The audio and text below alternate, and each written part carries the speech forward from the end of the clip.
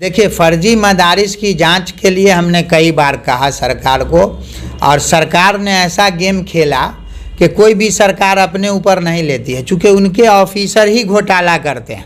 अभी आप देख रहे होंगे कि हाई कोर्ट के ज़रिए सरकार जो है अपना काम करवा रही है। सीतामढ़ी के किसी आदमी के ज़रिए, इनके एक चेयरमैन हुआ करते थे जो आरएसएस के विंग से आते थे, अब्दुल कयूम अंसारी, जिसको नीतीश कुमार के संरक्षण में ये पूरे बोर्ड का जो सिस्टम है, मदरसा बोर्ड कोई सरकार के एक्ट से नहीं चलता। मदरसा बोर्ड का अपना एक्ट है जिसके ज़रिए मदरसा में टीचर बहाल होते हैं, टीचरों को तनख्वाह मिलती है, स्थानीय कमेटी बनाई जाती है कि मदरसे में कैसे टीचरों को बहाल किया जाएगा। लेकिन नीतीश कुमार ने क्या किया कि अब्दुल कयूम अंसारी को ला करके बोर्ड का पूरा निज़ाम बदल दिया, बोर्ड का जो एक्ट था उसको बदल दिया। ट्रस्ट के नाम पे एक एक व्यक्ति 40-40 मदरसा का ट्रस्टी बन करके, और इसमें जो असल भ्रष्टाचारी लोग हैं या जो रिश्वत का दुकान चलाए, उसमें डीईओ है, आरडीडी है, इन लोगों पे सरकार को कार्रवाई करनी चाहिए। इन लोगों को जेल भेजना चाहिए जिन्होंने गलत रिपोर्ट बनाया, जिन्होंने गलत सरकार को ये दिया, रिपोर्ट सौंपा। उसकी जगह सरकार ने क्या किया है कि 609 मदारिस के असातिज़ा की तनख्वाह रोक दिया है, जो बिल्कुल गैर कानूनी है। हाई कोर्ट के फैसले को हम चैलेंज नहीं कर रहे या उनके फैसले को हम उल्लंघन नहीं कर रहे, लेकिन सरकार से मेरा सवाल है कि हाई कोर्ट अगर ये कहती है कि मदरसा फर्जी है या टीचरों की बहाली गलत हुई है, तो इसका जिम्मेदार तो सरकार है जी, सरकार का सिस्टम है। बहाली तो सरकार के सिस्टम के ज़रिए हुआ, तो आखिर गलत रिपोर्ट जिस पदाधिकारी ने दिया उस पर सरकार ने क्या कार्रवाई की। और हम आपके चैनल के माध्यम से ये मांग करते हैं कि जो ये रोक लगाया गया 609 मदारिस के असातिज़ा की तनख्वाह को, जांच होने तक उसकी तनख्वाह जारी की जाए, नहीं तो हम लोग सड़क पर उतर करके इसके लिए आंदोलन करेंगे। चलिए, एक और सवाल है, बहुत ज़्यादा कीमती समय आपका है, बहुत ज़्यादा समय नहीं लेंगे। एक और सवाल है कि इस वक्त जो एमआईएम की पार्टी है, क्या कुछ चल रहा है, और आने वाला जो लोकसभा चुनाव है उसकी किस तरह की तैयारी चल रही है, आपको क्या कुछ जानकारी है उसके बारे में? देखिए, हमारी पार्टी का अब स्पष्ट रूप से कहना है, पहले हमारी पार्टी बिहार में मिथिलांचल से शुरू हुई, और अभी आपने देखा होगा कि अब ये मिथिलांचल से निकल करके सारण कमिश्नरी पहुंची, जहां 2 सीट पे हमारी पार्टी चुनाव लड़ी। एक तो मुजफ्फरपुर कुढ़नी में लड़ी और गोपालगंज में लड़ी। तो हमारी पार्टी ने ये क्लियर कर दिया है कि हमारी पार्टी सीमांचल से निकल करके पूरे बिहार के लिए काम शुरू कर चुकी है। हम 2024 में भी लोकसभा का चुनाव भी लड़ेंगे और 25 में भी लड़ेंगे। और चूँकि हमारी पार्टी और हमारे जो बैरिस्टर असदुद्दीन ओवैसी साहब हैं, जो पार्टी के कौमी सदर हैं, उनका सीधा एजेंडा है कि हमारी पार्टी गरीब मजलूमों की लड़ाई लड़ने आई है, जालिमों के ख़िलाफ़ लड़ने आई है, जुल्म करने वालों जिस पे जुल्म होता है उसके हक अधिकार के लिए लड़ने आई है।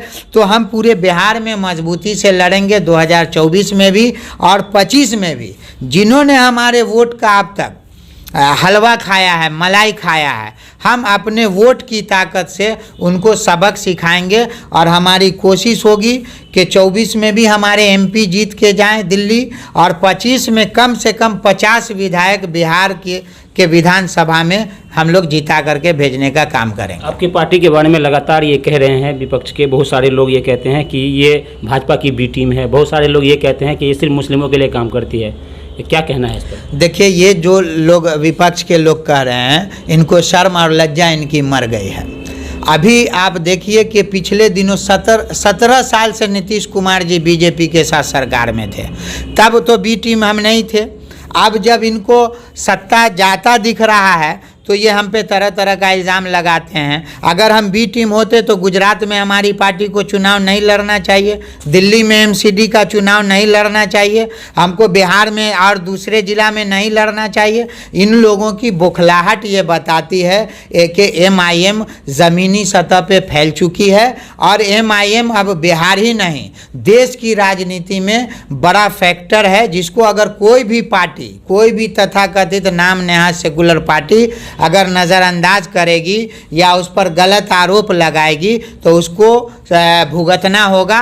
और आपने देखा होगा कि गोपालगंज में और कुरनी में हमारे लोगों को कम वोट ज़रूर आया, लेकिन हमारा ये मैसेज गया कि आप अगर हमसे को अछूत समझते हो, हमको बी टीम समझते हो, तो हम तो खुले मन से आपको दावत देते हैं कि आओ हमारे साथ गठबंधन करो। नीतीश जी को तो हम खुला ऑफर करते हैं आपके चैनल के माध्यम से, छोड़ दें ये 2% 1.5% वालों को, हैं इनके झांसे में नहीं आए जो इनको बदनाम करते हैं, हमारे साथ आएँ और देखें कैसे सत्ता में जाते हैं वो। हम तो खुला ऑफर देते हैं, लेकिन जिन्होंने हमारे वोट से हलवा खाया मलाई खाया, उनकी बेचैनी स्वाभाविक है कि उनको चोट पहुंचेगा। उनको जो ये मुख्यमंत्री का ख्वाब देखते हैं और मुसलमानों को अछूत समझते हैं। अभी आप ताज़ा मिसाल है कि ये शरद यादव जी देहांत किए हैं, उससे पहले मुलायम सिंह यादव जी का देहांत हुआ, उनका फ़ोटो लगाया जाता है। वो यूपी के मुख्यमंत्री रहे, नेता रहे, उनका बिहार की पार्टी फोटो लगा के माला अर्पण करती है। इनका शरद यादव जी का कलश अस्थि लेके जाते हैं लोग, रोड से मधेपुरा जाते हैं, लेकिन डॉक्टर शहाबुद्दीन मुसलमान थे, अछूत हो गए, जो जिंदगी भर पार्टी की वफादारी की। तो ये दोगला और दोहरा चरित्र समाजवादी पार्टियों का और ये सेकुलर पार्टियों का फर्जी का जनता देख रही है। जनता का विश्वास जगा है MIM पर। हमको कोई फ़र्क पड़ा, 4 MLA को इन्होंने तोड़ लिया। बिहार के मुसलमानों को इन्होंने मैसेज दिया कि आप इसको वोट दीजिएगा, देखिए इसका सब विधायक भाग आता है, लेकिन ऐसा नहीं है। मुसलमानों ने देखा MIM का जो एजेंडा है, जो वाकई MIM के साथ आएगा, वो लोग साथ रहेंगे। जो जिनको पद ओहदा की लालच है वो हमारे एजेंडे से बाहर हैं। कहीं ना कहीं आपको RJD से खतरा महसूस हो रहा है? नहीं, हमको खतरा क्यों है? खतरा उनको महसूस होना चाहिए। हम तो दावे से कह रहे हैं कि हमारे वोट से ये हलवा खाते रहें। 3 सीट 20 सीट की औकात नहीं है जिस पार्टी की, वो 70 अपने बिरादरी के लोगों को जिताया और वोट हमारा 18-20% वोट हमारा, 70 विधायक उनका जाता है। बौखलाहट उनको है कि MIM अब लड़ेगी, 50 विधानसभा में उसके MLA जाएंगे, तो ये मुख्यमंत्री कैसे बनेंगे? और हम तो डंके की चोट पे कहते हैं, आपके चैनल पर भी कह रहे हैं कि 2025 में MIM तय करेगी कि बिहार का अगला चीफ मिनिस्टर कौन बनेगा। इंशाल्लाह आप देखिएगा।